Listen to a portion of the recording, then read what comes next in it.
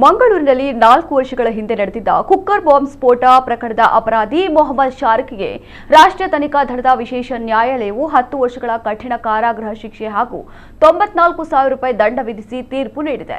ಮೊಹಮ್ಮದ್ ಶಾರಿಕ್ ಸಲ್ಲಿಸಿದ ತಪ್ಪೊಪ್ಪಿಗೆ ಅರ್ಜಿಯನ್ನು ಎನ್ಐಎ ವಿಶೇಷ ನ್ಯಾಯಾಲಯವು ಮಾನ್ಯ ಮಾಡಿತ್ತು. ಶಿಕ್ಷೆಯ ಪ್ರಮಾಣದ ಆದೇಶವನ್ನು ಕಾಯ್ದಿರಿಸಿತು.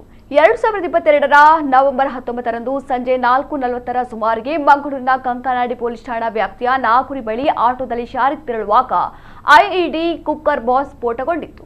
ಸ್ಫೋಟದ ರಭಸಕ್ಕೆ ಶಾರಿಕ್ ಜೊತೆ ಆಟೋ ಚಾಲಕ ಪುರುಷೋತ್ತಮ್ ಪೂಜಾರಿ ಕೂಡ ಗಂಭೀರವಾಗಿ ಗಾಯಗೊಂಡಿದ್ದರು.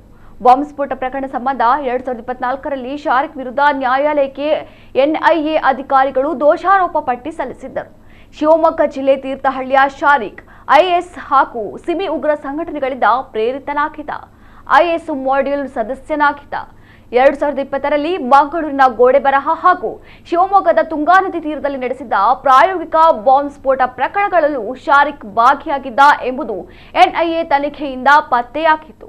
ಧರ್ಮಸ್ಥಳ, ಕದ್ರಿ ಮಂಜುನಾಥ ದೇವಾಲಯ ಸೇರಿದಂತೆ ದಕ್ಷಿಣ ಭಾರತದ ದೇವಾಲಯಗಳಲ್ಲಿ ಬಾಂಬ್ ಸ್ಫೋಟಗೊಳಿಸುವುದಕ್ಕೆ ಶಾರಿಕ್ ಹಾಗೂ ಸೈಯದ್ ಯಾಸಿನ್ ಎಂಬ ಇಬ್ಬರು ಸಂಚನ್ನು ರೂಪಿಸಿದ್ದರು. ಕುಕ್ಕರ್ನಲ್ಲಿ ಸುಧಾರಿತ ಸ್ಫೋಟಕ ಸಾಧನಗಳನ್ನು ಇರಿಸಿ ದುಷ್ಕೃತ್ಯ ಎಸಗಲು ಮುಂದಾಗಿದ್ರು. ಆದರೆ 90 ನಿಮಿಷಗಳ ಬದಲು 9 ನಿಮಿಷಕ್ಕೆ ತಪ್ಪಾಗಿ ಸಮಯ ನಿಗದಿಪಡಿಸಿದ್ದರಿಂದ ಆಟೋದಲ್ಲಿ ತೆರಳುವಾಗಲೇ ಬಾಂಬ್ ಸ್ಫೋಟಗೊಂಡಿತ್ತು.